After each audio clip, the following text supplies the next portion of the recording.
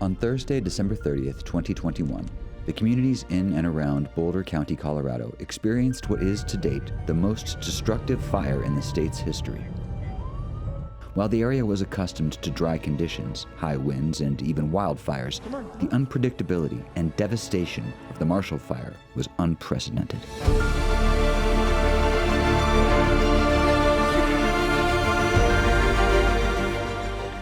This fire, which started as a wildfire but rapidly evolved into an urban conflagration, was fueled by extremely dry vegetation and wind gusts that reached 115 miles per hour. It burned everything in its path as it jumped over a 6-lane highway with ease. Entire subdivisions were decimated despite the heroic efforts of hundreds, if not thousands, of emergency personnel. Approximately 35,000 individuals were evacuated from their homes with little to no time to grab personal belongings. The fire also threatened a number of residential care facilities and hospitals, forcing them to evacuate vulnerable and critically sick patients into a healthcare system that was already incredibly stressed due to the COVID-19 Omicron surge and staffing shortages. The following day, New Year's Eve, as snow fell from the sky, the community was able to take in the full impact of the Marshall Fire. Just over 6,000 acres had burned, with 1,084 homes destroyed and 159 structures damaged. While the damage assessment and recovery process is ongoing, it is estimated that the fire caused more than $2 billion in losses. Remarkably, there were no serious injuries to first responders. However, tragically, 2 members of the community did lose their lives. The communities that were impacted by this historic event continue to recover and rebuild their lives. And while those first responders and healthcare workers who worked tirelessly to protect their communities are working to heal and recover, they also recognize the importance of sharing their stories and learning from this incident so that they and others can be better prepared to respond and save lives. This 4-part Marshall Fire Learning Series brings the stories from fire and EMS responders, the hospital evacuation team, residential communities evacuations, and the efforts provided for regional coordination.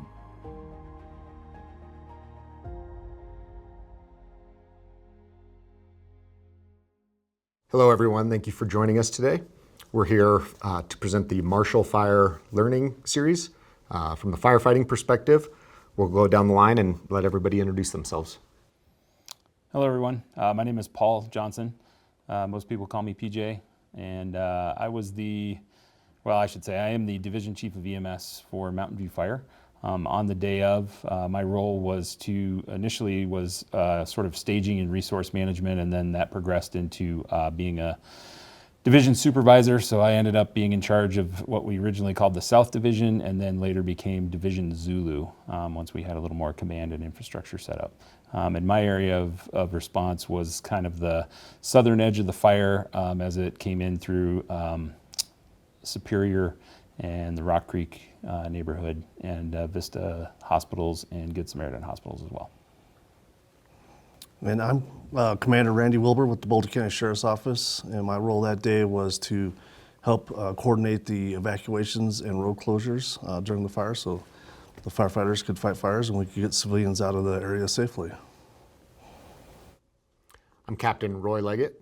I responded from home on the day of the Marshall Fire. I knew that a significant incident was happening, responded to my home station, and as I left the station, rounded the corner to respond to what I thought was going to be the command post, and discovered the fire immediately behind the station a couple blocks, and ended up being one of the first fire apparatus units in the Spanish Hills neighborhood.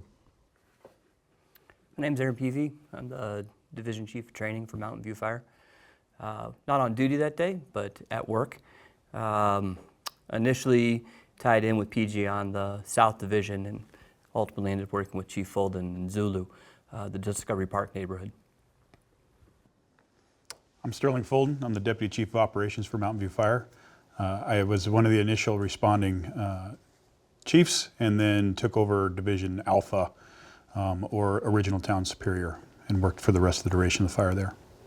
So we're here to kind of relay our experiences and some of the lessons learned that, from the Marshall Fire. I'll start. Again, my name is PJ, I'm Division Chief of EMS, and that day I was in the Southern Division. So I actually wasn't on duty, but I was at work, just in the office, and was kind of paying attention to the radio just because we knew we were going to get big winds, and had heard there was a fire up to the north side of Boulder that had started, and a lot of resources were being sent there. And then I heard the Marshall Fire kick off, and you kind of get the sort of the tingling in your arms feeling of like, wow, that might not be good. And the more I listened to it, the more I realized it was probably going to be bad, or at least a significant incident. So I just started driving that way. I didn't really have, wasn't dispatched as part of the dispatch. And my initial thought was to try to tie in with the incident commander and just see if I could help them out. And as I came around the corner on 95th and Dillon, you could see the huge header of smoke, and with the radio traffic and everything, knew it was going to be a problem. And I just asked if, where they needed me, and originally I was sent to staging on the south side. So my original role was to I should back up. The first thing I did was drive behind Costco to the Sagamore neighborhood. And I arrived there in the smoke, and you could hear the fire and you could feel the fire, but there was, you couldn't see any fire. And I tied in with a police officer who was guarding the front of the neighborhood and helping with evacuations. And it was clear that he was struggling with all the smoke and debris and everything like that. And he immediately asked me if I had any goggles, which I did not. And then he relayed that all the fire resources were evacuating the area. So I told him he should probably go too. And the conditions were so bad that I felt like I was in a pretty bad spot and really needed to get out of there. So as I tried to leave, I could not see the hood of my car. And just because I know the area, I was able to slowly just kind of inch my way out of there. And my next thought was to get up high where I could try to see the fire as it was moving into the original town area. So I went up to, there's a trailhead kind of up by the Key Bank. And I was able to look down into the fire, and all I could see was smoke. Never could see any flames or anything like that. Still couldn't figure out where the fire was. But based on the radio traffic, you could tell that there was a significant number of homes that were on fire. And so I just, started confirming evacuations, started, making sure that things were actually evacuated, and then just trying to put myself into a position. And eventually I realized, hey, we were probably going to need more resources. I called Incident Command, asked if they had started ordering outside of the county to the agencies to the south, and he said they had not. And I asked if I could. He said, absolutely. So I just started ordering resources via our main dispatch channel and asked if they could give us North Metro, Westminster, Thornton, Arvada. I think those were the only ones I name requested, and just asked them to send whatever they had available. And then, of course, once you order resources, then you kind of have to have a place to send them. So my initial job was to essentially act as a staging officer. So I set up a staging area at the top of McCaslin and just kind of sat up there. And as the resources came in, I was sending them down into the original town area where they were needed to Chief Folden, who was managing the original town area. And that's kind of how I started. Shortly thereafter, we got word that the Avista Hospital was needing to evacuate. And I believe we'll cover that in a different area of the learning series. But I went over to Avista and managed the evacuation of Avista. And then at that point, got word that the fire was impinging on a neighborhood called the Ridge. And at some point in there, I'd realized that this whole south side of the fire needed more management. And I asked Incident Command if we could just set up a south side of the fire under the Incident Command. So I became the South Division, which later got renamed to Division Zulu. And so I was the Division Supervisor of Division Zulu.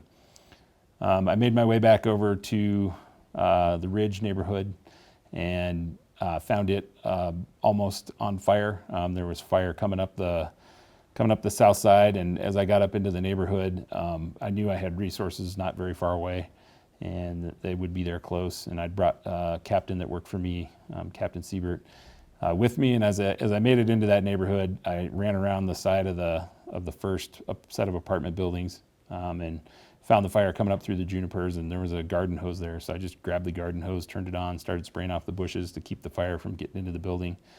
And I heard the building behind me sort of go up and explode. fire going up the outside, and right then the fire resources arrived. So my priorities were management of the incident, right? And the only thing I could think of was that I needed to keep diversifying because I had a lot of resources, or at least what was available, and that I knew I couldn't manage all of them by myself. And the one thing they teach you in incident command is that your span of control is 5 to 7 roughly. So I was finding people to put into what we would call groups or divisions under my division. I named them command that day, so that was definitely a lesson learned for me. I used the wrong incident command terminology. So I called them Ridge Command, and I put a captain in charge because I knew that this was going to be an all-night affair to defend this neighborhood. And so once we got the initial attack started on that neighborhood, I put Captain Ed Siebert in charge.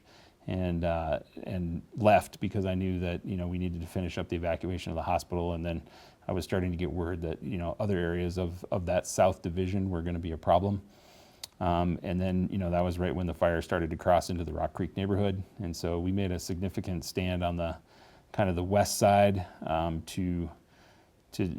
only had one Arvada Type 6 available. And I just had them pump and roll and put out all the fences on the west side of the Rock Creek neighborhood. And luckily they were able to keep it from getting in on kind of that high side. But the biggest problem for us was resource management. I mean, there just wasn't enough resources for what we needed them to do. So I just went around to the south side then after finishing up the Avista evacuation. I also had that neighborhood to the north, the St. Andrews neighborhood, which I had turned over to Chief Mark Doherty, who was also managing the Avista evacuation. And when I got back over to Avista, I realized that that neighborhood was quite a huge problem and needed more management. It was too much to manage the Avista evacuation in the St. Andrews neighborhood, so I found an Arvada battalion chief, Chief Hyatt, and I asked him if he would take over management of the Avista neighborhood. So I put him in charge of that. He became the St. Andrews Command, and they were ordering resources off of North Metro's fire channel. So that for me would be like a huge lesson learned, would be ordering from an unaffected dispatch center. We were able to get massive amounts of resources that we probably wouldn't have gotten otherwise. Well, trying to order resources from a single dispatch center that is also responsible for answering all of the 911 phone calls and managing the fire incident, it just becomes too overwhelming. And so, one of the lessons we learned that day was if you really need other resources, you need to order through an unaffected dispatch center. So, for us in the Avista evacuation, that meant ordering through North Metro's dispatch center. Using resources that you wouldn't normally use, like ordering resources, ambulance resources through the Healthcare Coalition and emergency management, instead of through the incident. And it became a huge win for us in just we were able to get resources. Having Chief Doherty at Avista, he was able to, get a structure response initially to help defend the hospital, and then he just started, ordering resources for the neighborhood to the north. And by the time I got back to him, I realized that it was more than he could manage or should manage, and so I installed another level of incident command, which would for sure be a lesson learned, was the need to keep diversifying your command, and putting in place different levels, different groups to manage the big portions of the incident. So, resource management was a huge piece of it, and the big problem was we weren't able to get all the resources that we needed, but the resources we did get, we had to manage, and so, one of my initial jobs was staging, and so I was sending resources down to Sterling, down in original town area. So, if you want to talk about Sterling, what you were doing with the resources, and if you were short on needs or what you needed, and how you managed them. Yeah, absolutely.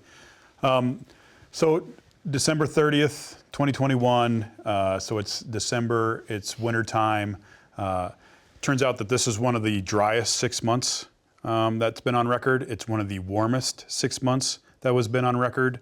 The temps were in the 40s, and we knew it was going to be one of the windiest days that had occurred in those 6 months. So in my head, we start talking about the Swiss cheese effect, and you can apply that to all sorts of things. You apply it in healthcare and things like that. But as soon as all those holes line up, you have a catastrophe that rolls through this thing, right? So the Swiss cheese model was starting to line up those days.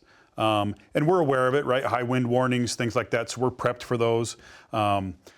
I also was at home on vacation that day, but we're listening to the radio, we're paying attention, because as the Swiss cheese starts to line up, more and more people start to get that feeling, that gut feeling that if something happens, what's going to happen, and it could go wrong.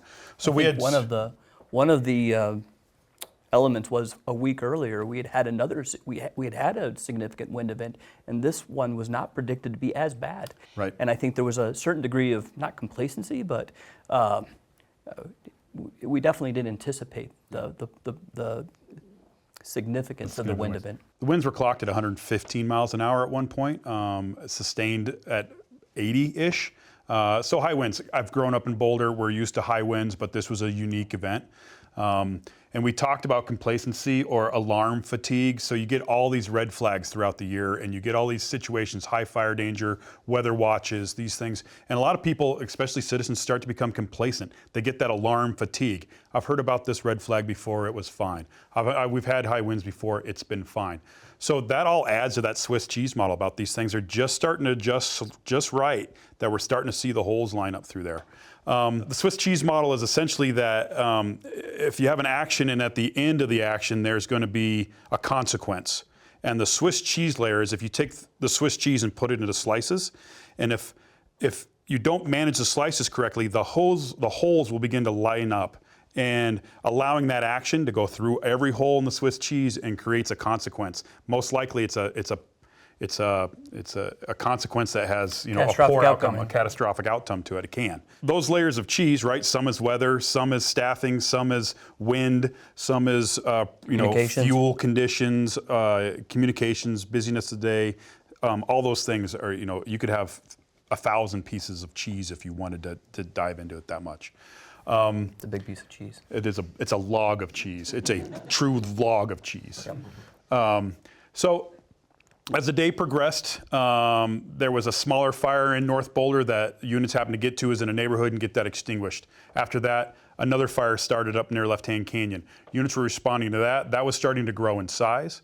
That day, part of the Swiss cheese is I had an acting battalion chief in place. So an acting battalion chief for us is someone who doesn't sit in that seat regularly every day. That's not their normally assigned position, but someone's on vacation, so someone steps up and fills the role.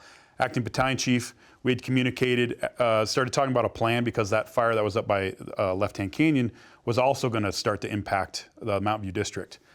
Decided it was probably best to head in that day and check out what was going on to try to kind of start to build situational awareness with me and the acting BC and just see what was kind of going on out in the area. As I left my neighborhood, I live locally. I heard the engines calling for assistance down in the Marshall area, and so I diverted from going up to the office into the Marshall area. As PJ's described, can't see past the hood. We're getting calls that a structure was on fire, so we start to increase the level of response. So we went from a smoke report to a grass fire to a structure fire, and we're starting to progress through that. Part of the problem that day was because of the wind, a lot of other resources around us were busy dealing with wind events as well. Down power lines, trampolines flying around, right? Like you start to get these kind of calls, and so that starts to get your resources and neighboring apparatus busy. Dispatch starts to become inundated with phone calls, not because of the fire yet, but because of the wind event. Things are breaking, reports are going on, there's traffic lights out, right? There's traffic lights out, cars turned over, my neighbor's trampolines in my yard, what are we gonna do? So resources starting to get stretched thin already. And here we are starting to try to wrap this response up. So as we get closer to the fire, visibility's not past the hood. If you're in the smoke, the dust, those kinds of things, you can't see past the hood. You got to try to find some situational awareness, get to a high point, get to a other side that isn't affected by all that. Very difficult to do. Communications were very difficult. Just initially because if you tried to talk to someone face to face, you couldn't. Yeah, I mean, unless you were standing so close to each other, right? And you were yelling at each other, you couldn't really communicate as well. So all these things are starting to pile up, and it's starting to add stress, and we're starting to get used to this. I think geography is an underappreciated variable in all of this. We talk about the wind event and the resources, but geography really ended up splitting and dividing resources and really affecting access egress, and tying in with PJ as he was in the south end. I more or less became his forward scout bouncing between Rock Creek and Superior because of the geographic divide that the hill presented there. But that's also what created wedges in the fire and creating multiple incidents within the incident, including that ridge off of Marshall and Cherryville Road. That really drove two significant fire events, one that impacted Louisville and one impacted Superior. And it was that geographic feature that more or less created two major incidents I would even add to concurrently that occurring. South Boulder County, because when I rolled into Spanish Hills, I felt very alone. Yeah. And I couldn't reach command. I couldn't reach anybody. And we got in there, and it was a sheriff's officer, and I went in, and there were people everywhere. Right, and it was face-to-face comms and door-to-door. It was face-to-face, and I had hoped I was rolling into an incident that had a staging area, and I was going to report to some degree of leadership, and to turn and leave the station and have the fire not established in the neighborhood yet, but then to roll into the neighborhood and know that we have to just get to work. I did at one point kind of wondered if you guys even knew that Spanish Hills was on fire and that we were there. And did you guys know that people were in Spanish Hills? So from that initial onset, the fire hadn't split that far yet, but it became quickly we became aware that this was going to be a life safety event, and that we weren't necessarily going to extinguish the fire like we'd typically gone into this thing, and it's a structure on fire, we'll extinguish this. Well, that turned around to not being the case. And making the mind switch from initial response and like, oh, this is a structure fire, we'll bring in resources, we'll get this thing put out, to this is much more. This is it extraordinary or extraordinary? Either one. I like extraordinary. Yeah. So this is an extraordinary event. And we have to really make a change and kind of write a couple things off, which is difficult to do, and flip your mindset into this is a life safety thing. We need to get out ahead of this and get out and start doing evacuations, right? And I think that's where a lot of great stories come out of is evacuations from the sheriff's department. Yeah, so for me, I was on duty, so similar to what you guys said. I saw all the warning signs kind of lining up, the stars and everything lining up. But I'm thinking it's December, we would have to have something really kind of cook off for this thing to go, but it has the potential. And then right about that time was when the Middle Fork fire started up near Left Hand Canyon. And so I responded up there to that fire to help with that fire. And that one had the potential of running as far as the Marshall fire did. There's some factors there that made it didn't, but, and we were pulling resources up to there. And about that time was when I was realizing, hey, we're pulling in a lot of resources for this fire. I hope we don't get another one. And then just about that time, out of the corner of my eye, because the same thing, the wind, the debris, you couldn't talk. It was tearing doors out of people's hands, tearing doors off cars, smashing out windows. The wind event was just something we can sit here and talk about, but it's hard for someone to grasp what we're talking about. Like, you could not talk. A conversation between us two would not have happened outside in that wind. It just was not going to happen. But out of the corner of my eye, I saw the smoke coming up down from Superior. And it got so big so fast that I realized I'm at the wrong fire. And one of my roles as a commander with the sheriff's office is to go help manage the law enforcement, the evacuations, and the road closures. So there's two roles that we run. We try to go out and do door-to-door evacuations, and there's a couple reasons for that. One is up in the mountains, especially where we're used to this, cell phones sometimes are spotty, some people don't have landlines. And so even if we were to send out some sort of electronic alert and warning out to them, they may not get it. So we try to send deputies into the neighborhoods to do door-to-doors. We do that down in the more populated areas as well.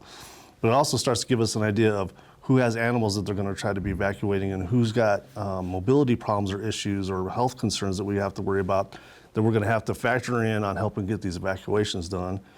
So I had to fight all the way down through Boulder to get down to the fire down in Marshall, the Marshall fire. And coming in through Boulder, traffic was bad. Traffic was backed up all the way through Boulder. We had blown over semi-trucks on 36. And the first time I tried to get down there, I tried to come down 36 because that's the fastest way. And that's when I realized this was something that I hadn't experienced in my 20-some years in law enforcement. That fire had already jumped across all lanes of 36. And we had fire on the south side of 36, fire on the north side of 36. So US 36 is a highway that travels from Boulder to Denver. And there's a breakdown shoulder that's a full lane width. There's 2 lanes of normal traffic, and there's another lane of toll road, and then there's another like shoulder inside. So this is a massive concrete highway. Yeah. Typically something that you would think is, that's a fire break. Right. Like it's gonna roll up to that and it won't go across. It went across it with ease. Walked across it. And it wasn't necessarily Embercast that was going across, like flame links were licking across the entire highway. Amazing. So something we haven't experienced, yeah, because normally the roadways are pretty good fire breaks. And that speaks to like kind of the recalibration of operational expectation. It took me a while to realize that this wasn't going to stop until the wind stopped. Yeah. That same seeing that plume, I began to think, all right, well, we'll keep it to the grasses, Right. until it wasn't kept to the grasses. Yep. Yeah, and it just. And the speed that it got to Superior was what was shocking to me. Yeah. Leaving Longmont, it's 30-minute drive, and in those 30 minutes, what had gone on in those 30 minutes, and then coming into Superior was, it was just eye-opening, really. Yeah. One of my shocking. One of my favorite quotes was one of the deputies was quoted as saying, "I was driving 45 miles an hour and the fire passed me." Yeah. It was by far the fastest moving fire I've experienced in my career. Yeah. I flanked south along 128 from Station 9 into Superior. We're good high point, and you could see it progress unlike I'd ever seen a grass fire progress. Yeah. The other weird thing was not being able to see the fire, right? Like getting into Superior and not being actually able to see flames. I could hear flames, I could feel the heat, and it was just That all is I not a could see was- tactic we normally employ Right, in yeah. getting out ahead of it, but that's where the people were. Right. And but because of that geographic split, you didn't know if you were because of the smoke and the wind and the debris. And when I tied in with you, PJ, at the top of McCaslin, it really was real-time probing neighborhoods just to see where it might be going. Right. But we don't normally scout in front of the fire front. Yeah, we don't normally scout whole neighborhoods either.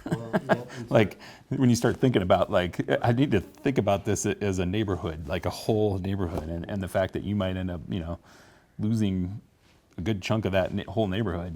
That's like you're making that mind shift in your head of like, okay, like this is truly something different. Well, and I had some pretty good situational awareness coming into it because I responded from home and I was listening to the radio on a phone app, and I heard Chief Folden evacuating people. I heard Chief Melvin declare nobody getting head out of the fire, and I knew all that was happening in Superior. And so when I left Station 2, my initial intent was to drive down to Marshall, Superior area. And that's on the north end. That was And- on the north end of everything. Yeah, and we were north of everything, and we turned to go that direction, and I assumed once we saw it approaching Spanish Hills that we were on the flank.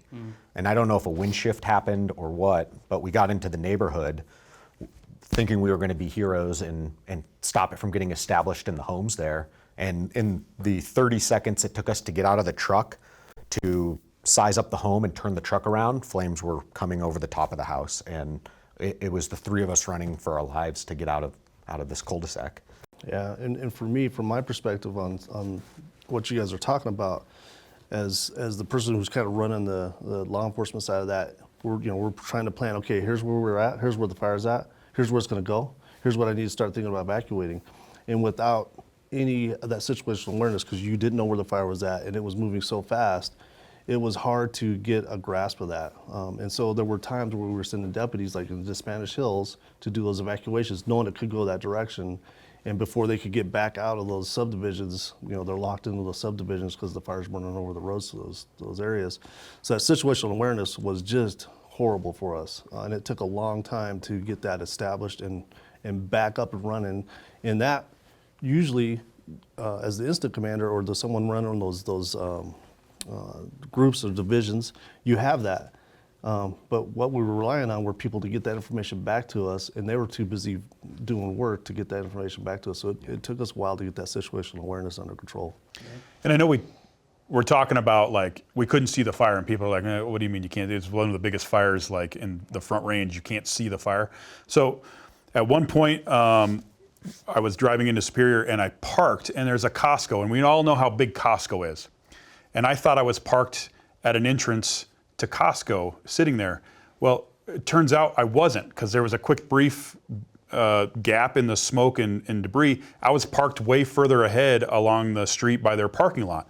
So I couldn't even see 100 feet to see a Costco to make sure I was in the right intersection. So I had to kind of start relying on my navigation in my car to make sure I was in the right streets at the right, where I thought I was. I actually was verifying I was by the map in my car at that point instead. Oh yeah, there was times when I was trying to get down to start managing the fire down there that I was driving what I call by braille, right? You were just going slow enough, hoping you didn't hit anything, because you could not see the front of your car. You could not see the bumper, and you definitely couldn't see any debris or stuff in the roadway. So you were just driving slow to get there. Was that before or after the window got blown out of your car?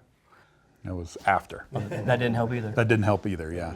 That doesn't help. Yeah. I think, one of the things that you later realize is that, with 115 mile an hour clocked winds is that, the flames aren't standing straight up, right? I mean, they're laid down really flat and they're moving really far, really fast. And so you really couldn't see fire, which was super weird. Yeah. And the other thing that I figured out later was, after thinking about it for a while, was that the fire was moving, it would move in fingers as the wind would blow it. So it would move in a finger, but it was going through so fast and it was burning things, or not burning things. It was leaving an incomplete burn. And then later on, the fire would come through that same area again, and it was just really hard to figure out, where you should focus your attention and where the quote unquote the head of the fire was, because it would burn through and then it would burn through again, and so you kept having to, at least I did. I was driving around a lot just trying to figure out where to put resources and where to focus my time and energy. Yeah, and for me, same perspective is, normally when we've had fires elsewhere in the county, it's a running fire. However you guys describe it, I'm not a fire guy, but however you guys describe it, but you can see it progressing, you can see it burning in a certain direction, a certain speed. And this one just seemed like you'd have fire here, and then 100, 200 yards, eighth of a mile down the road, you'd have another fire, right? And then a fire over here. So it was hard to really grasp the footprint of this fire and where it was going. Well, you'd see that too with the homes, where you'd be what you thought was the edge of the fire and investing your time and energy, and then you'd turn around and a home behind you, two houses unburned, and then another just home on fire. Yep. And there's nothing burned in between them. Yeah, that ember cast, chasing that ember cast was what we struggled with most through the night, because of the construction style of the townhomes that we were working with. That ember cast would leapfrog over houses, and so everything would look cool where you were standing until you moved and you realized it was not. Yeah, and one of the things we typically use on the wildland fire side of things is, the flyovers to get a overview of that, or sometimes the drones. But the weather was so bad you could not get anything in the air to get that situational awareness. So, and we've talked a lot about ember cast, and for people that don't know what ember cast is, it's fire embers that get blown by the fire out.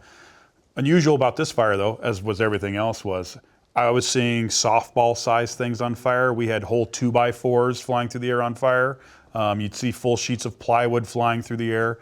So difficult. It's not your kind of like campfire embers that are blowing. It's chunks of stuff that are flying through the air, catching other things on fire. So in the townhomes, right, like one of the big issues, one of the insights is this ember cast, or these chunks of things that are flying over and catching things on fire, would land on a patio that has a very nice set, right? Like there's cushions and there's a couch and there's cushion.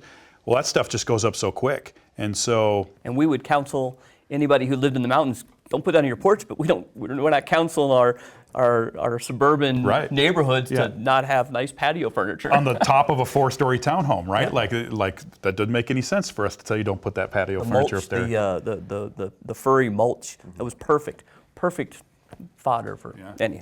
So to combat that, we started going into people's homes, pulling in their patio furniture, and then putting it inside to try to keep things that could catch fire from catching fire from all this debris flying around that was on fire. Yeah, I think some of the big insights for me was, early on we ended up having to evacuate a Vista, which we'll talk about in a different video series. But, it was a large, brick hospital that was, I thought, easily defendable from fire. In fact, when they called me and said, "Hey, we need to evacuate a Vista," I was like, "Ah, no, we don't. We can hold that, no problem." But the thing that I, later came to realize and change my mindset was, the size of the debris that was blowing through the air. I mean, it just takes one broken window. And, we ended up having several structures that we think, were lost to debris that came, through windows and stuff.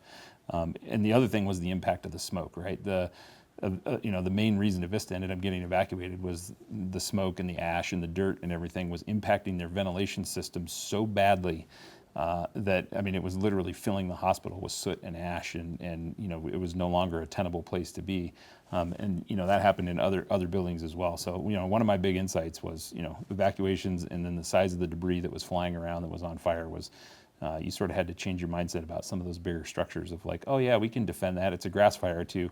Yeah, no, we should probably consider evacuating that or The Elements or Hotel. full on. Yeah, or the Element Hotel. I remember the kind of just shock and awe that went through the people I was near when we heard over the radio that the Elements Hotel was on fire. And it just changed. Yeah, and It was a bigger shift for me. The Element was in my area. Yeah. And so I was in original town Superior, the Costco's, the Targets, those things, but also we had, blocks of older homes and then an Element Hotel and a Tesla dealership. So to defend that area, I had the amount of engines I would normally put on one structure being on fire. I defended, 30 blocks or something like that with that same amount of equipment. So you have to make that, again, another mind shift is like, okay, what's critical infrastructure? What do I have to protect to keep a town operating, an economy operating, some of those things, and what can we let go because we just don't have the resource to cover it? Tesla was a big factor because it got a lot of lithium batteries were there. There were a ton of cars parked in there, and that creates a big hazmat issue. We're near a creek that causes another issue. Element Hotel was fully sprinklered. We checked the doors, they were locked. But when you pulled up onto it, a majority of the windows on that one side were broken and gone. And the curtains were blowing in the wind, and debris would just go into the rooms. And water streams were ineffective out from the outside of the water, and resource and person power was non-existent to go inside and do anything. So you kind of had to make some tough decisions on what are we going to do to protect the town and, like I said, the economy and to get things rebuilt quicker. And that's tough to do when you're in the heat of the battle and you've come in and you're thinking, grass fire, structure fire, town's on fire. Now I have to pick and choose about months ahead about how can I get the recovery to go faster. It's not typical. And so if people haven't thought about it and trained to it and done those things, it's not bad to run a few scenarios through your head and think about if I'm faced with a situation like this, what do I do? Well, I was super impressed that you had the foresight to think about that, because I was not thinking that far ahead, but you came up with the idea of hey, we need to protect the town hall because that's where the records are, right?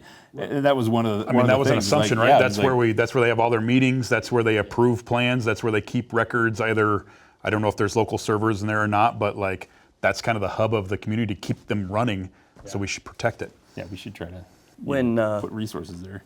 When you were finally able to send me resources at a new start later into the event, my initial briefing was, we're going to lose some of this. Our goal is to keep it to this, and that's the first time I've gotten first resource in on something, and that's my initial action plan, and is the acceptable losses, and what are we going to try to keep this to, and what do we know that we're just not going to be able to save. Very atypical.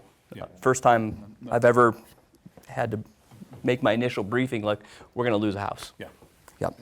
And we're just not used to it in this part of the country, right? I think the same process happens in hurricanes and a lot of those things about what infrastructure has to be hardened and protected. And we live in the bubble here kind of thing, right? We get some winds, we get some blizzards, but we've never, at least in my lifetime and in my career, I've never had to deal with any of that. So. Well, and along those lines, so the warning and the evacuation side was on our side. That fire was moving faster than we could get the warnings out, right? And unlike a hurricane or something like that, where people have 2-3 days to plan, we had to see the fire, understand it was a big issue, and then start doing the evacuation. So that was an insight on my part. Is these evacuations. They have to happen fast, and sometimes we may not be able to get them out faster than the fire's going. And they happen differently than you would expect too, because again, in the Spanish Hills neighborhood, it took that moment of the fire overtaking us. I was very fortunate with the crew I had that we very quickly knew we had to change tactics, and as we were driving through flames, stated, all right, we have to focus on life safety. And there were so many people in the neighborhood that I was unbelievably uncomfortable, and so we just teamed up with the one other sheriff's officer in there and just started yelling at people to leave, because I was concerned that the speed at which it overcame us, being firefighters and thinking we knew fire behavior, like it was going to catch people off guard. Yeah, and that was one of my fears too. So, obviously our goal was to get out there and get evacuations done door to door as quickly as possible. And we ended up with law enforcement officers from everywhere. I don't even know how many there were there. Hundreds. Yeah. I mean, we were running teams of 10 on the evacuation side, and I got up to the letter QRSTU, like it goes up to U, and still had more law enforcement officers to send out there. And there was a couple things that came out of this. One was, when we're trying to get all those people out, we had almost as many people, for whatever reason, trying to get back in. And then they were causing problems to get, the hoses across the line or driving across it, worried about accidents with the fire trucks and civilians. And then they would go to an area thinking it was safe because there was no fire there. And we all, at that point, knew, that could start burning too at any minute. Like, it was not predictable enough. But the other piece to it was the traffic and evacuating. Normally, wildland fire, we're evacuating, maybe 5,000 people, maybe 8,000 people. Definitely not 30 or 40,000 people. And trying to get them out of two different cities at the same time. So I had to use that emotional appeal with a lot of people when they didn't want to leave. I explained to them, I was like, we can't fight the fire if we know you're in your house. We have to focus on life safety, and when you guys are staying here, it changes our ability to work. Yeah. And so at one point, later in the day, when things started we could catch our breath. I wouldn't say slow down, but we could catch our breath. I had to have a very strong briefing message with the deputies, because even at that point, and law enforcement, I should say, I had to restructure them, because they were, just like everybody else, running into these areas that are on fire, helping people get their stuff. And I'd see the deputies with their eyebrows singed off, and some of them got burns on their backs from the debris flying through the air, cars destroyed. And so at some point, I had to have that harsh conversation with them. We've done the evacuations. You've all gone door to door. They've all been put out where we need to put them out. Now's the time for you guys to slow down, and I needed you guys to start thinking about, if I send you into an area, because we're still dealing with the situational awareness stuff, if I send you to an area that's too dangerous, we've done really dangerous work, and that's what we do. That's what we're supposed to do. Now we can slow it down and don't put yourselves in really bad situations. But I had to take that shift of, here's the immediacy, here's everyone, the life safety priorities, get everybody out. Okay, that's kind of calmed down. Now when we're going back into these areas, you guys and gals need to really be mindful of your own safety on this. So Yeah, so I had a couple thoughts on what Randy was saying about the evacuations, and the first one was I was really impressed with all of the people and the citizens, like citizens helping citizens. The nature of the fire and the evacuations, I mean, it was so fast that everything happened emergently. And I'll relate the story that, there was so many cars that were clogged up and not moving on McCaslin Hill, when that fire came by. And, I made one loop and the cars were there and the fire crossed. And, in my head, I was like, oh man, that's not going to be a good spot. And, the next loop I came back and there was a car on fire. Everybody was gone, but there was just one car still on fire. And I thought, oh, that's not good. And I was able to later find out that, that person's car had basically been choked out by the smoke and became undrivable. And that person jumped out of their car. Somebody let him into their car and they all drove away. And, everybody survived. And, so it was really impressive to see all the people helping each other out. And then the other thing I wanted to bring up that Randy was talking about how the deputies were going in and, he had to have that talk with them and say, hey, we're going to trust you to go into these areas and make good decisions. And, here's your big picture thing is don't get hurt, right? I kept hearing that on the fire radio channels as well, like don't get hurt. I know I was relaying similar messages, but the thing that brings up for me is sort of this idea of like decentralized command, right? Like, hey, we don't necessarily have the command infrastructure in place that we would normally have, and so we're gonna trust you to go in and make good decisions, with the guidance of like, hey, life safety and then our safety as well. Big picture guidance of like, hey, do good work where you can do good work. We're going to trust you to make those decisions, but don't get yourself somewhere where you're going to end up stuck and hurt. Yeah, and for me that worked out well too, because we would assign a group, let's say, to go evacuate a certain area, and typically in the past they would say, command, I've gotten this done.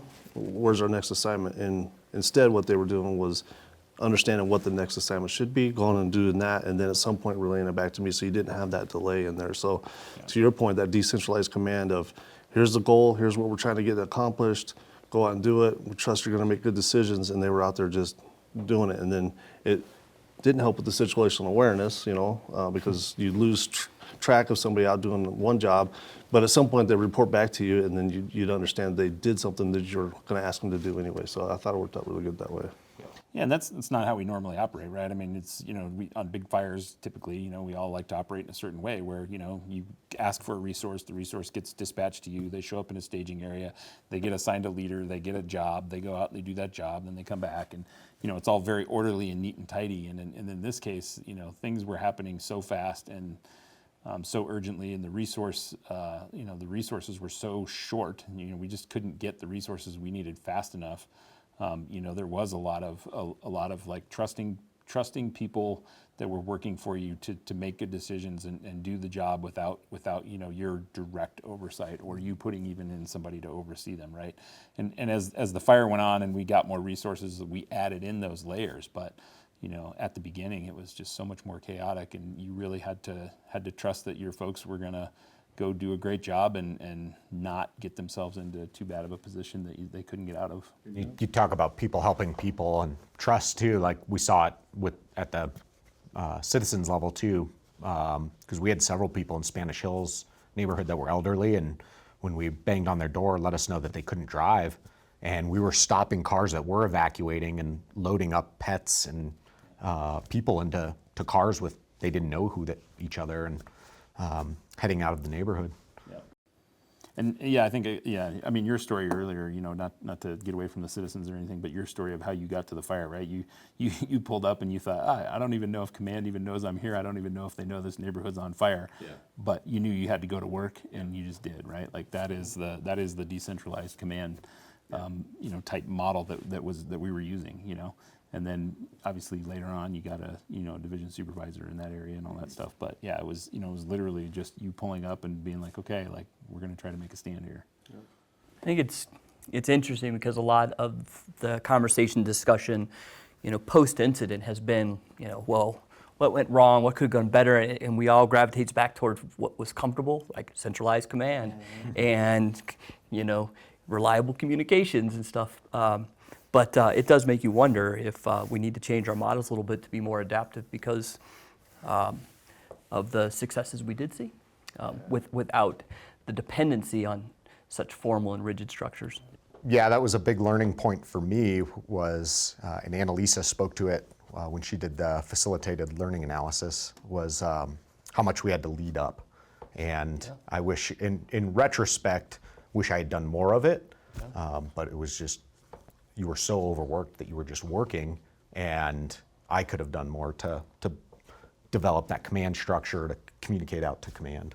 Annalisa was one of the first resources that Sterling gave up to me, her and her crew, and it really was, right, that initial briefing, and then she went to work and she self-directed. And I think Randy can probably speak to law enforcement mindset where, officers are often independent and more self-initiated than often fire crews are because we work in crews. And so, the shift in gears for a fire company to start what we dangerously label freelancing is uncomfortable for us. Yeah. And that's everyday work for a law enforcement agent. So. Yep. Yeah, that concept that the sheriffs, the police and law enforcement use of, find work. Yeah. Just go find work. You don't tell fire crews to go find work. Yeah, it's Because not then often. then they do. Yeah. But it might not be the work you want them to do. Right. Yeah, we're much more structured, but on that day, there wasn't the infrastructure in place to manage like that. At least not at the beginning. Yeah, and for me, that was, along this conversation, the whole goal, once I was established, wasn't to, start to be over-directed with the law enforcement. It was to get the situational awareness, and then to start implementing and getting rid of whatever structure we had to a more formal ICS structure, instant command structure, at some point. Just at that initial stages, it just didn't seem like that was ever going to happen. I don't think you could have put that strict structure over that incident at that time. So, No, that wasn't until, and I lost a lot of sense of time, right? And how fast the day was going, and you would talk to crews and you realize that they'd been out for 8 hours, but from the onset, which was around 11 o'clock, it wasn't until 8 o'clock that the winds really began to subside. And by then, command structure had started to fall in place, but there was no certainty in anybody's mind that the wind was going to stop, right? And that it was going to not stop progressing all the way, to... Or homes were going to continue to catch on fire. I mean, we were putting out houses on fire at 8 o'clock the next morning. Well, I mean, at 10 o'clock that night, I mean, I was, I'd been asked to go scout out the fire to see how bad it was, to see if we could stop the evacuation of Good Samaritan Hospital. And, I drove up on the hill and I was like, yeah, I think it's looking pretty good. I think we can probably hold off. And as I'm driving back over the McCaslin Bridge, we get a call that, hey, the roof of Chuck E. Cheese is on fire, and it's like 10:30 at night. And it's like, okay, now we have to manage a commercial structure fire with no water. Things just kept catching on fire, even though the winds had died down, Probably there was a big ember up there that had, been smoldering along all night long. We found a lot of that in our neighborhood where, you had embers that had gotten seated in cracks and hidden places. But because it continued to be fed by steady breeze, it just smoldered and smoldered until it got a good foothold. And you talk about, I had crews saying, hey, did you know? And what do you think? And it very much was, we had crews just patrolling for embercast, looking for small starts that were going to take off. Yeah, I kept thinking I was going to get a break, and it just never happened. Like just one thing after another, until probably midnight when the winds really did kind of finally lay down, and that storm front started moving in a little bit more. But yeah, it was just you think you're going to get a break and something else happens. It was kind of happened with the water supply, right? I mean, you finally think you're starting to make progress, and all of a sudden there's hey, by the way, I can't tell you how the water supply is not going to be there in 5 minutes, and. It was like, oh, really? I can't tell you how defeating that was for the crews that were working. The amount of hard work that had gone on all day, and then to lose the one resource that we had to keep doing it. Yeah. And I mean, the water utility guys, I mean, they moved mountains to support us. We used all of the water in the Superior area. We used the whole system, and I think Louisville too. We used all the water in the system. To the point where they actually, dumped an entire lake. They opened up the lake and were dumping raw water into the water system to support the firefighting efforts. And then at some point, just enough structures burned down that there's enough holes in the system, so to speak, that we lose water pressure. And yeah, it was truly heartbreaking to finally get to a point where the winds were dying down and to be able to make a stand and feel like you're finally making progress, and then all of a sudden to get the call like, hey, there's no more water. And and then you have to make another mental shift of like, okay, now I have to bring water in for firefighting. Like I was talking about Chuck E. Cheese, and it was, I was using twice the amount of resources to, do sort of a nurse operation, right? We were feeding one engine into another and, using that for the water resource. And it was just, it just made everything 10 times harder. Yeah, that was a really hard thing for me. I was in what we call our tactical water tender. It has 2,000 gallons. And when I heard the hydrants were lost, I desperately wanted to connect with you guys and figure out how to get that as a resource available down there, because I knew you guys were dealing with bigger structures that were on fire. We were starting to stabilize in Spanish Hills a little bit because of the weather change and the wind shifts. And it was really hard for me to have to go through so many layers of command to try to reach you. And I don't think that my attempts to make known our capability and availability ever got to the right people. Well, and that main thoroughfare, north to south, was still largely cut off through late in the evening after the water loss event, with large events still going on in between too. So yeah, we were resigned at a certain point. Well, I think it's important to capture too, along with what you were talking about earlier, and that is, we were nonstop. It was just like go, go, go, literally, one fire to the next fire, to the next fire, to the next fire, to the next fire, trying to get ahead of this thing. And I don't think anybody had a break to get a lunch or dinner. Like, it was nonstop until late into the evening. And that wore on people pretty badly. I got my cruise dinner. Yeah. I mean, at some point we got some food out, but it was wearing on them. And then, the citizens that were trying to get back in and causing problems with the fire trucks and causing problems with some of that stuff. It's not that I blame them. It's just when they come back in, like we were talking earlier, then we have to shift priorities and we got to watch out for them, and we can't do some of the things we're doing. And the frustrations and those kinds of things, and it took the toll on the deputies as well. They'd take the time to risk their well-being to go into an area to go evacuate all these people, and then they're driving back through a little bit later, and that whole subdivision is gone. So it was a lot. Another good point that was brought up was, the utilities that responded with us as well. It wasn't just emergency responders. The water departments and the power and gas were amazing to me. It's not that often that you request to turn the natural gas off to an entire town. And we made that request, that there were so many homes burning down and there was so many gas lines left open that you were getting these, you're starting to get these fire fountains out across the town. And so we had to make the call to turn the gas off to the entire town. And that impacts a lot of things that maybe I wasn't quite thinking about when I said that, but it impacted a lot of things. But the utility workers went right to work. They were taking care of down power lines right away to try to save them for us to get through. They found a way to turn the gas off to a town, even though they hadn't ever really done that in that area before. The water department found a way to get water back into the hydrant system when they're out. So there was a huge effort across the board from everybody on this, which was pretty amazing. The water guys, the Superior Water guys, right? Like, they were going to stay, right? And it really was like, it gets to here, you need to go. Yeah. And, but they were so committed to holding their post. Yeah, I think I sent you up there, Aaron, didn't I? I was at one point, I was like, can you go check on we're going to need that water plant. And I think you went up there and checked on it, and yeah, it was, because the water plant was right on the west side, right by the ridge, and it was heavily impacted. Yeah. So when you see the this is nonstop and it's high risk and it's emotional for everybody. At some point that's when you slow it down and you start having those conversations of, we're in the slower part. We started to slow down. Now's the time to rehydrate, get ready to go again. Coalesce, figure out what's going on. But be ready when this thing, because I fully expected it to start off again later in the night. I expected the winds to pick back up and for us to be right back at ground zero at some point that night. So, you got to get the people to rest and rehabbed when you can, and that's what you can do at that point. But until then, you're just doing work. On the fire side, it's one of those things where,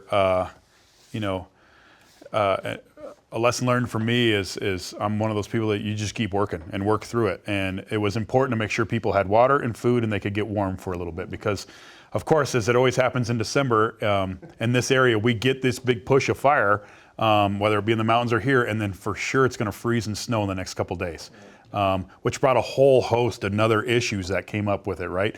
Freezing water pipes because someone asked for the gas to be turned off, and now we don't have furnaces heating homes that weren't burnt. And so now we're gonna have every house with broken water pipes, and what do we do about this? And all these things that started kind of cascading out of it. But as far as the people impact of it, for me personally, I didn't recognize that until several days later, right? And it's still happening, obviously, right? Is the impact it took that people had worked in that area for 20 years, 15 years, even 5 years, and now they see the place is decimated and it's no longer recognizable. And for me, it took a while for that to kind of kick in and say, that's going to impact people for a while to come. And for the mental health side of the house, it's getting better for, at least in the fire department.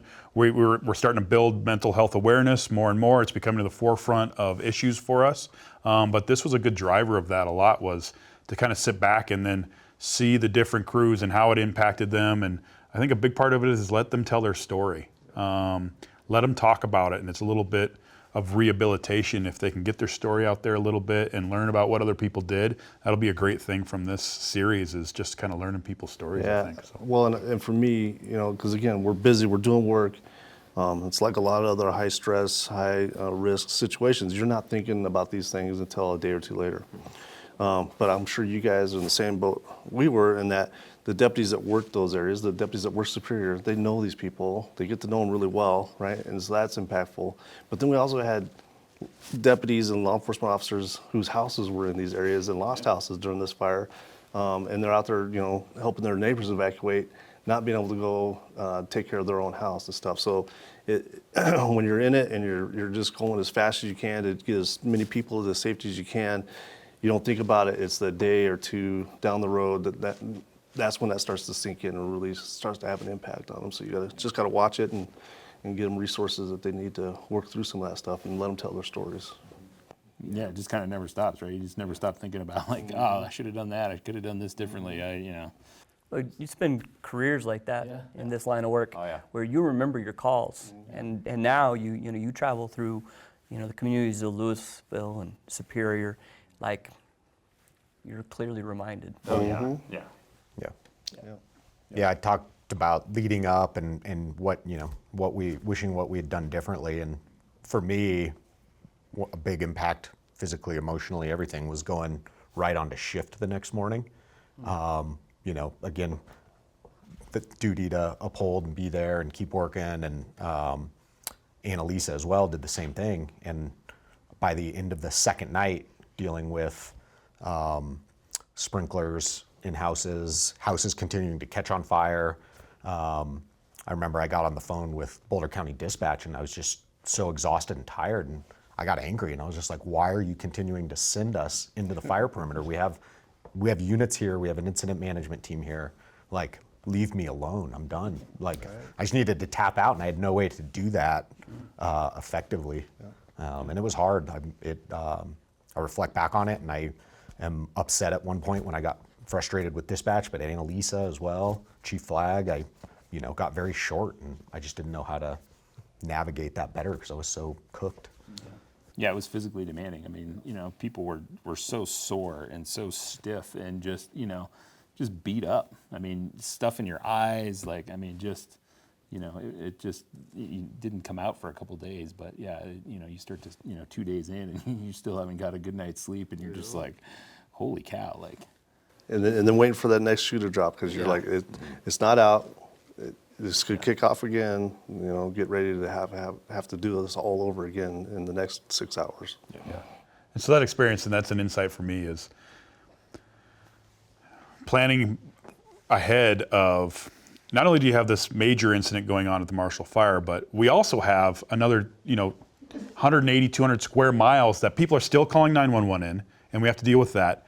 And then the days after of getting crews rest and relaxation, but still being able to manage 911 calls, and how do we effectively do that? It's a very difficult, tricky thing to kind of navigate, especially, from something this size. Typically we will deal with a structure fire that has 3, 4 engines, maybe 5 on it, and it goes for several hours, but this was, thousands of homes. We had every fire truck plus that out of Mountain View's area. And we just drained the tank, and there wasn't much left in reserve to do it. Everybody did an outstanding job of stepping up and, honoring the duty and being there for the citizens. But I would not be surprised if it took years off of people's careers. Yeah.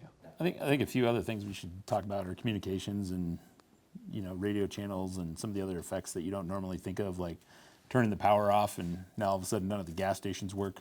And honestly, you're out there for so long, the fire trucks are all running out of gas, and you're just like, where do we send these guys?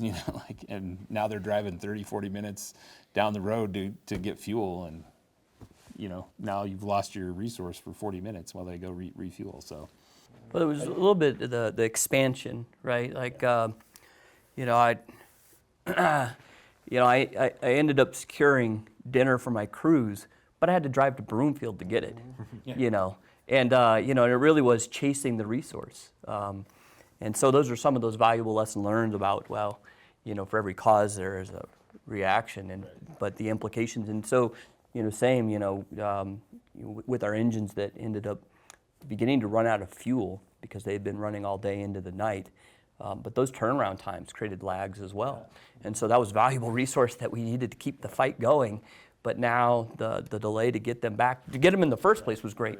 To get them back. Yeah, like you don't normally send a ladder truck on a wildland fire, right? But in this case, you know, where you were, you needed a ladder truck, but there wasn't that many of them, and now all of a sudden you're taking that resource out because they're almost out of gas, you know. And we were, you know, we had gas trucks, we were trying to get them in there, but you know, you just couldn't do it, like in some instances. And so then you're sending them out to go get gas, and now you've lost that resource for 40 minutes to an hour. And Well, and I think one of the probably why we were so impacted by it as well was that ownership, because it was our district, right? Right. And we saw it that next morning where a lot of resources that came in from out of our district were like, all right, we hit our 16, we're going home. And we were just like, we don't have gas or electricity to our fire station. We don't have fuel in our truck. We don't have, I've been awake for 26 hours, right? Like when we wanted somebody to help step in, and the system just wasn't built for us to know how to be okay and to transition that. Let others Yeah. do our jobs. Yeah, let others do our jobs. And yeah, that was hard. It was very impactful on me because you know, I wanted somebody to step in and help and alleviate me. And there just was nobody there because the houses across the street are on fire. yeah, so one of the things that you know we've talked about internally is sort of like managing those gap areas, right? So there's the initial gap of the initial attack where you know the incident command isn't supported by emergency management yet. You know, there's a spin up time for the OEM to get set up, but then there's also that other gap of, you know, when the fires kind of died down a little bit and before the big incident management team that's been ordered, before the type 1 team takes over, right? And we're still running, you know, 911 calls and running inside the fire perimeter, and, you know, and it just sort of takes that toll. And so I think, you know, we've internally talked about it, you know, but how do we manage those different gap areas, and what sort of, you know, resources do we need to build as an agency to, you know, better manage those time windows? Yeah, and along those lines, for us on the law side, you know, every law enforcement officer in the sheriff's office and our surrounding agencies were engaged in the incident. And so we had to send somebody to dispatch to start triaging some of those calls and hold some of those resources out to go respond to, you know, law enforcement calls of 911. Because you do have that time frame where you're having to do both, and you can't just focus in on the large incident. You still have to you know, provide service to the rest of the citizens of Boulder County who, you know, are still calling for cars being stolen and those kinds of things. So it's how do you manage that gap time? Yeah, I never really thought about this before, but I'm sure for law enforcement, it's actually probably even a bigger problem, because not only do you have to manage the reentry and all the checkpoints that you've established, but now you have to, you know, deal with any looting issues or any sort of those issues, and then on top of that, all the regular 911 calls, and yeah, that's a massive policing effort. Yes, it is. Gets me that way. That reentry of residents or suspected residents into our area. Our fire crews were encountering people we weren't sure were supposed to be there. Yeah. And it was really uncomfortable for them to be confronting individuals that they weren't sure were there for the right reasons. Yeah, and for us on the law enforcement side, that again, wildland fires, we can evacuate an area, we can hold it with checkpoints and keep people out. This one, there was no keeping people out. It was bike paths. Yeah, they would park down in Broomfield and walk over, bike paths. And so, yeah, that reentry and keeping people out of those areas we didn't want people into just yet was really difficult. Yeah, and you know, we ran in, you know, and I've heard since then, you know, talked to a number of homeowners and stuff, but, you know, a lot of people evacuated, but didn't necessarily think it was such a big deal, right? They thought, oh yeah, it's, you know, wildland fire, like you gotta be kidding me, I'll be back in like an hour. They left their pets and their, clothes. Like a lot of them left without shoes, and and all of a sudden now they're, they have. It's winter. The next day it snowed like 1.5 feet, and they've got no shoes, no clothes. Their cats are home. There's no gas. There's no heat. It created a major issue, and so people wanted to get back in, and I'm sure from the law enforcement side, and I know from the fire side it was challenging, but doubly challenging for you.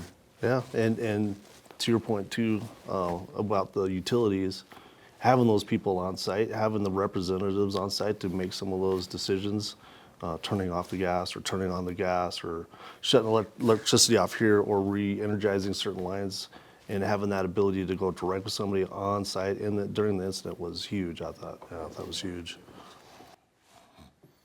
Yeah, the utility people are impressive. I mean, when you drive down Marshall Road and every single telephone or power pole is burnt down, and the wires are just laying on the ground. And they're back up in the next 3 days? Yeah, and then within 3 days they have the whole thing back up. It was impressive. Yeah, so one issue too, and it's kind of touched on a couple times, and PJ brought it up, is that communications. There was just so many people on this incident, both fire and law, that communications became somewhat difficult. Overall, I will say on the law side, the communications went fairly well. But what we had, and I'm sure you guys ran into the same issue, was agencies coming from all across the Front Range with all various types of radios, and getting everybody to be able to communicate on the same single radio channel was impossible. It just wasn't going to happen. So for us, we ended up bringing in caches of radios to hand out to the law enforcement officers, so that they could communicate back to the command post and get assignments and all things. But how did you guys end up dealing with some of that? Part of it was, and we've talked about this a little bit, is just the scaling of the incident so quickly was hard to get. On the fire side, it was harder for us to get our communications plans in place. But once they were in place, same thing. People coming from all over, didn't have the radio channel, couldn't find the radio channel, something like that. How we dealt with it was we tried to put people that were on like radios in one area and people that were on like other radios in another area. A lot of cell phone usage was used. Like we defaulted to a lot of cell phone coverage. That was a majority of my conversation, I think. It was difficult for sure, and in theory we have a plan worked out where we all have these mutual aid channels and stuff, but there just wasn't enough of it to be able to make it happen in this case. So yeah, I remember I called PJ at like midnight because I had heard there was like the start of an IAP, and I didn't know. What's an IAP? An incident action plan that details the communications, the geographic assignments, the resources on scene. It gives you a picture of what's going on, what the plan is. And I had heard that there was the start of one, and I just really wanted that situational awareness to know where the people that I lean heavily on were at, and because I felt alone in Spanish Hill still. And PJ just had to, that was the only way I could connect with anybody that I knew was in the mix, and you just sent me a photo of it, right? Yeah. And so it was like handing out candy to all the other engines that were in our division of like, oh yeah, so look, this is where they're at, this is what's going on here, and people just wanted that information. Yeah. Because it just was so Uncomfortable without distant. it. Yeah, uncomfortable without it. Yeah. Yep. People have asked me like, what do you think about the incident? It was like, well, pretty much everything I did that night was uncomfortable. Like I don't think I did anything that felt comfortable. It was just, whether it was putting people into a decentralized command situation or not having the resources you needed or anything, and just knowing that you're sending folks out into a pretty dire situation. Just everything felt uncomfortable. You get a phone call and you're like, hey, we need to evacuate an entire hospital. It's like, geez, okay. But I will say one of the wins that happened in my division that was sort of an unintentional win on my part, but just more of who I placed into the position was using an unaffected dispatch center. So I had placed Chief Doherty with North Metro Fire in charge of the Avista evacuation, and because of the proximity, he was also ended up managing that St. Andrews neighborhood to the north. And he was able to order through his own dispatch center, which freed up a lot of the radio traffic on my division. But he was also getting resources that maybe we wouldn't have gotten through incident command, and requesting them, in they were showing up, and they were all, it's because they're used to operating together. You had North Metro, Westminster, Thornton, all operating on like channels, and so it made it much easier for that section of the fire. So that is for sure a win that I would say is, use an unaffected dispatch center. And if you're, ordering outside of the normal incident command, try to use that as much as possible. Well, that was a kind of a learning point for me too with communications, and maybe for better or worse, I knew that was happening. Like I could tell anytime I tried to connect with dispatch or reach out to command, there was just so much other communications that at some point I was just like, we're just gonna work, and I'm not even gonna burden it. Like, there's more good to be done by me working than to talk to somebody right now. Yeah, and I've heard that from a number of firefighters. Like, it was, they just, at some point it was, the radio communications were so hectic, it was just, just go to work. Yeah, and face to face, right? Like, we got task force sent up that was largely comprised of El Paso units out of Colorado Springs and Pueblo, and of course, radio issues. Fortunately, we were in a fairly consolidated area and neighborhood, but it was all face to face and a lot of running around. It was a lot of footwork, Yeah, if you get put in charge of that area, I mean, the majority of what I did was drive around that night, like from place to place, whether it was, figuring out where I'm going to put the next resources, or talking to one of the group supervisors that I had, or, it was just, there was so much of that. Yeah. If I needed to talk to Sterling, I drove down to see him. Tell him his hospital or his hotel was on fire. Right. I mean, it was chaotic in my car. I think I had 4 radios and my cell phone working in the car, and So as we wrap this up, what are 1 or 2 insights that you would like to share with others that you learned from this?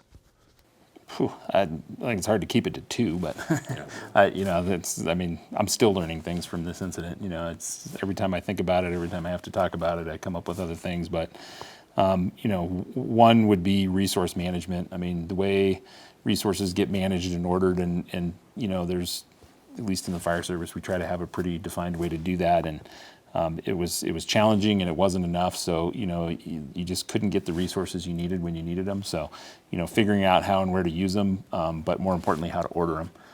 And so going outside of ways that you're maybe comfortable with ordering them, finding alternate pathways to get resources ordered, especially in that really hectic initial attack phase. That would probably be one of my biggest ones, is just no different ways to order resources, and I know I've talked about it, but use those unaffected dispatch centers. I ordered ambulances through the Healthcare Coalition and emergency management. It was just, there was all sorts of different ways that resources got to us outside of what I would call, sort of the normal chain of command of incident command. And it helped us solve a lot of problems. So that would for sure be one. Another one is the communications. I would say pick more radio channels than you think you need initially. Like, I ended up setting up my division on Red Northwest, which is a patched channel, and it's known across the region.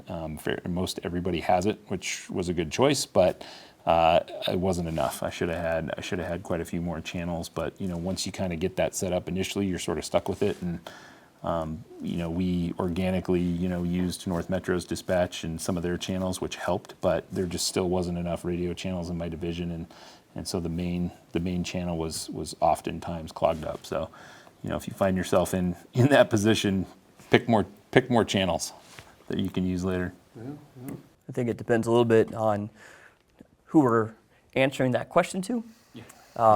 If it's my peers, it would be imagine the possibilities.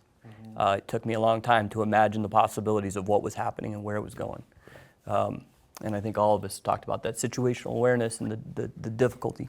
If we're talking about the communities that we serve, it's imagine the possibilities and be prepared, because this is not the last big fire. Yeah, one of the things that sticks with me is kind of a quote, and that speaks well to what I think I learned, and it's, no one is coming, it's up to us. And that's kind of what I feel like I learned, particularly with as close to home as this was.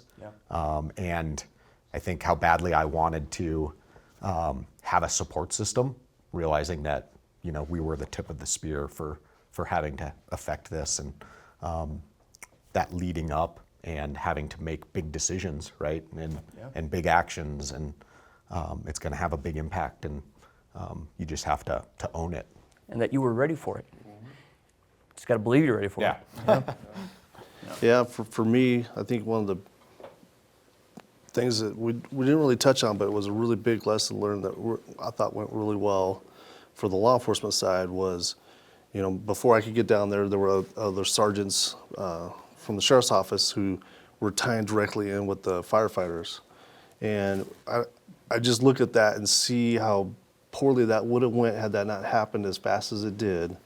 And then we maintained that connection between law enforcement and fire so that fire could go fight fires and law enforcement could, you know, deal with the traffic and the people and the evacuations. And I've seen that not work out well on other incidents where you have, you know, firefighters making evacuations and then law enforcement doing evacuations and they don't know what they're doing. And so it's just imperative that that tie-in between fire and law happen really fast, really quickly, and it remains there the whole incident. So that was one for me.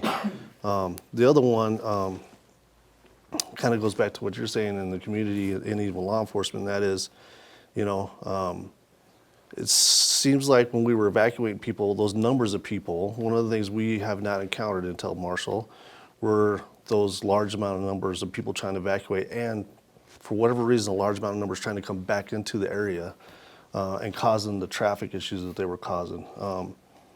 I think we all could in our minds see that that was going to happen, but until you experience it, it's hard to understand it, I guess. So for me, it was, you know, make sure that we can start to, identify certain areas that we're going to have to control pretty quickly and get law enforcement there to shut those places off so people evacuate. The other thing that was kind of interesting was some of those traffic jams were caused because people were trying to follow the rules of the road and causing backups, right? And so sometimes it's not just the volume, it's also make sure that there's somebody there to tell somebody, hey, Run the red light. go, like, you know, the fire's coming from the west, go east and get out of town. So, so those are two big lessons I took away from it. Yeah, I think that unified command piece is huge, right? I mean, we talk about that in other incident types, but like, you know, it really needs to be unified in a hip-to-hip fashion. Like, you know, especially, you know, with the wind and everything like that, like those officers and the fire response, they need to be literally physically either in the same car or very close together to manage that. Yep. For me, it all comes down to relationships, both for the public and for, you know, the responders. Is we talked about neighbors helping neighbors, and that doesn't happen unless you have the relationships within your neighborhood. And you can't wait till the day of to build these relationships. And we talked about operating in the chaos and being comfortable in the chaos and trusting each other on the responder side, and that doesn't happen in the moment. That happens by the relationships that you build ahead of time. And so for me, it's build the relationships, promote relationships within your community, and promote relationships within your department and with neighboring departments, or even the next door to the neighboring departments. Text groups on your block, and you can do this if you just at home. Like, all of us in the room can walk away and say, you know what, I'm going to text my 4 neighbors and just get my information, and I'm going to check on them, and you know, I'll watch your trash cans when I'll put them away when they come in, or if you're going out of town, let me know. I'd be happy to watch your house for you. Just keep an eye on it. And same thing for the responders is take a moment to learn the station of the department next to you and what do they do, and meet up with them every now and then. That way, when it's not the first time we've seen each other, and there's builds a lot more trust. So for me, it came down to relationships and get out and build relationships. Well, and something that I know you've talked about before, but, you know, like even thinking outside of our normal response groups, but, you know, like adding in utilities to your everyday response, right? I mean, if there's a wind event, you know, like, how many times do we spend, you know, on a gas leak sitting around waiting for XL or whoever the energy group is to show up? Like, you know, create those relationships and get them on your everyday responses, because, you know, that might help down the road, because we sure needed those folks on the day of. And yeah, if you can build those relationships, do it. Now, I've got a good kind of a little side story of speaking to your law enforcement and fire working next to each other. Was one of the incidents in Spanish Hills was we were doing the evacuation, and we came across somebody who owned a barn full of horses. And we told them they had to evacuate, and they said, we have to just set our horses free. And so we jumped out of the engine to help them. And it was this very surreal, like dream-like state where embers and smoke are just saturating you, and we're opening these pins and horses are just running by, and it felt very apocalyptic. And then I had a little, what are the small ponies? Like a miniature horse? Yeah, a miniature horse that wouldn't leave, and it just like stayed next to my side and like kept following me. But that was in the heat of the moment, and about 45 minutes later, the same homeowner showed up with law enforcement and a trailer because these horses were just running around the neighborhood. And I just looked at the sheriff's officer and I said, "Are we doing this?" And he said, "Yep." So we went in and corralled all these horses and loaded them up, and it was just, at the moment, it was a small win, and felt good when things didn't feel good. Yeah. Yeah. Like Chief Fulton touched on earlier, I mean, we've thought about this and planned for this scenario, and always knew that wildland fire was a possibility. And we go out nationally and fight, help fight big fires all over the place. But I think that for me, what made this fire, sort of something that, maybe you imagined on some level, but was a little bit, to Aaron's point, beyond the imaginable, was the speed and just how fast it came, and the amount of damage that it did so quickly. I mean, in the last 2 years, I've had to change how I think about wildland fires. Right? I mean, we had the Troublesome Fire, which I always thought the Continental Divide was a pretty good fire break, right? And the Troublesome Fire went over that like it wasn't even there, and and then we get a grass fire in the Marshall area that jumps Highway 36, and like you said, I mean, there's literally flames shooting across this 7 or 8 lane freeway, and you just like, what? Like, that is almost unbelievable, but now it is believable. So my advice would be to really try to sort of imagine the unimaginable, and take what you think is possible and plan for it, or take what you think is impossible and plan for it, right? And prepare for it, right? We have a diverse community and an expansive community, an area of service, and a lot of urban interface, which you see on that national level as we've traveled to California and whatnot. But now, when I drive through our communities and our areas of service, I see the Marshall Fire, and I see the potentials and the possibilities of the Marshall Fire that I couldn't before because I hadn't seen it. But it's all around us now. Yeah, well, and it makes me think, as I drive through them, like, now I drive through a community, and all I can think of is, what am I missing, right? Like, what haven't I imagined, right? And just what do I need to plan for? Yeah. For me, like I've said, I've been on a bunch of big fires, Troublesome, Cowwood, Left Hand, a bunch of them. Tons of them. And for me, when I hear wind and I know there's fire, and I get in that mindset, I understand that up there. I understand that in those areas. This, for whatever reason, took me a little bit by surprise because I didn't expect this type of fire to be down here in this area, if that makes sense. It wasn't that it wasn't possible or wasn't on my radar. It just didn't register correctly in my brain. The Middle Fork fire that I was on, I fully expected that to run clear out into the middle of Boulder County somewhere. Like, that fire in my brain, I understood it was going to go that route, or could go that route, let's say. This one, for whatever reason, it took me a little time to catch up to speed to say, holy cow, where are we going to stop this? Is it going to stop where we have it? Is it going to go into Lafayette and Erie? Where does this stop?